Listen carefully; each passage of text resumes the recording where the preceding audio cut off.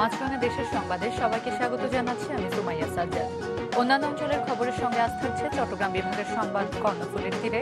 শুরুতেই guardian life insurance সংবাদ শিরোনাম। ঢাকা টাঙ্গাইল মহাসড়কে প্রায় 50 কিলোমিটার জুড়ে যানবাহনের ধীরগতি, বাসে বেশি ভাড়া নেয়ায় ঠাকুরগাঁওয়ে জরিমানা। জমে উঠেছে দেশের কোরবানির পশুর হাট, দাম নিয়ে মিশ্র প্রতিক্রিয়া। চট্টগ্রামে পশুর কাঁচা চামড়া বিক্রিতে লোকসানের শঙ্কা।